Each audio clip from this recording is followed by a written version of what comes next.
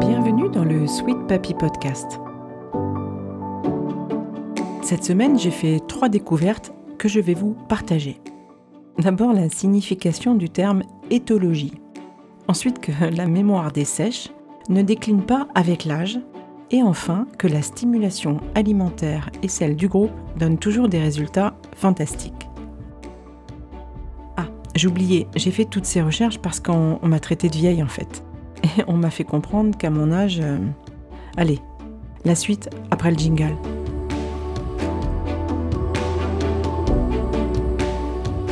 Orchestrer le quotidien de nos aînés est un engagement qui bouleverse une vie, un défi journalier très intense. Heureusement, dans ce podcast, vous allez pouvoir compter sur des conseils pratiques, une information claire et du soutien pour vous accompagner dans ce challenge émotionnel et logistique.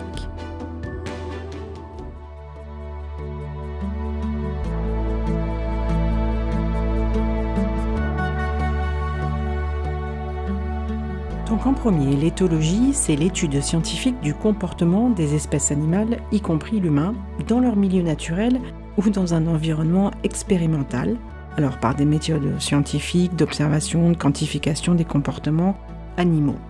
Et je suis tombée donc sur un article paru dans le magazine Science et Vie en décembre 2021 qui m'a interloquée.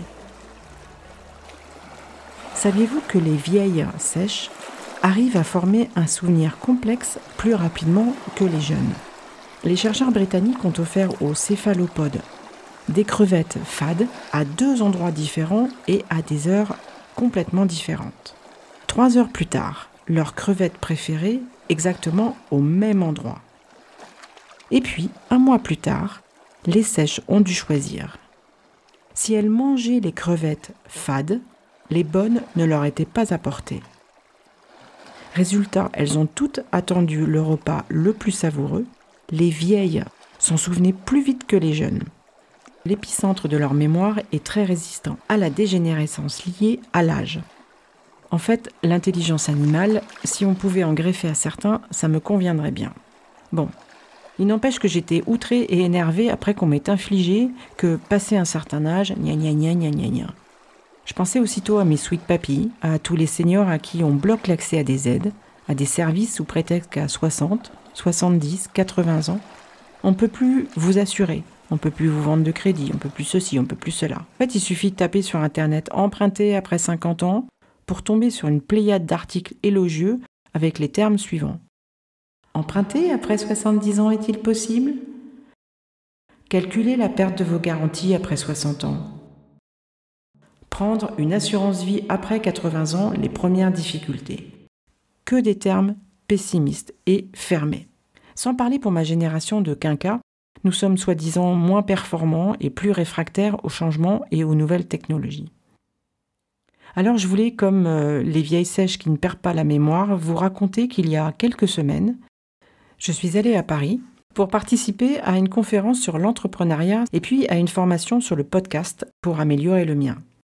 J'y ai rencontré des personnes vraiment charmantes, intelligentes, jeunes, moins jeunes, qui ont toutes accepté de me ou de nous partager leurs connaissances pour nous faire tous évoluer et réussir quel que soit notre âge, notre nationalité, puisque nos amis canadiens étaient là également.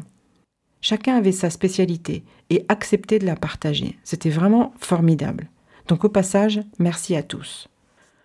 Pourtant, il faut bien le dire, j'ai quand même eu besoin de stimulation alimentaire pour tenir le coup. Car je me suis retrouvée parfois perdue devant des mots inconnus, nouveaux, sûrement génétiquement modifiés puisque je ne les comprenais pas. Alors je pense par exemple à holistique, TDAH, lean, side project, atypique, normopathie ou à des métiers émergents. Tout le monde devient coach, naturopathe, kinésiologue. Et puis il y a eu des explications sur la neuroscience, sur la technique des réseaux sociaux, du web. Bon, enfin, conclusion presque du dark web pour moi. Et tout cela m'a fait tourner la tête. Alors je me suis demandé si j'étais réellement à ma place. Et j'ai repensé à la vieille sèche qui avait attendu un repas plus savoureux et qui se reproduisait qu'en fin de vie pour diffuser ses gènes au maximum. Et hop, c'était reparti. Et puis j'ai pensé à Sweet Papy, à qui nous avions offert un ordinateur à 80 ans et qui s'est tellement amusé à compléter ses connaissances sur le net pendant des années. À Sweet Mamie, qui utilise encore ces technologies à 91 ans. Et aussi à d'autres seniors qui se servent encore chaque jour de leur mémoire, aux soignants qui les stimulent afin qu'ils déjouent comme nos amis les vieilles sèches le pronostic de la dégénérescence liée à l'âge. Je me souviens plus très bien. En conclusion, je voudrais rappeler donc que les sèches, les calmars et les pieuvres sont considérés comme les plus intelligents des invertébrés et comme un exemple de l'évolution cognitive. Alors si ça n'a pas vraiment de rapport avec ce que je viens de vous dire, je voudrais juste souhaiter un bon anniversaire à Sweet Mamie qui vient de fêter ses 91 ans. Il est tout de même ironique que les anniversaires soient si célébrés dans nos sociétés et donc considérés comme un événement heureux, alors que dans les faits, le réflexe sociétal envers les personnes âgées nie l'existence de nos aînés. Si vous pouviez me contacter pour me dire comment vous auriez réagi de votre côté à ce qui m'est arrivé, ça me ferait très plaisir. Encore merci d'avoir suivi cet épisode et ce partage intime. Si les thématiques abordées dans ce podcast vous ont intéressé ou vous êtes éventuellement concerné, retrouvez-moi également sur Instagram, Facebook ou contactez-moi par mail. Je me ferai un plaisir d'en discuter avec vous et pourquoi pas de vous interviewer. Pensez également à partager ce balado et pour profiter de la suite, abonnez-vous. Enfin, pour m'aider à le faire connaître, notez 5 étoiles sur Apple Podcast avec un petit commentaire. Allez, à très bientôt et d'ici là, prenez soin de vos proches.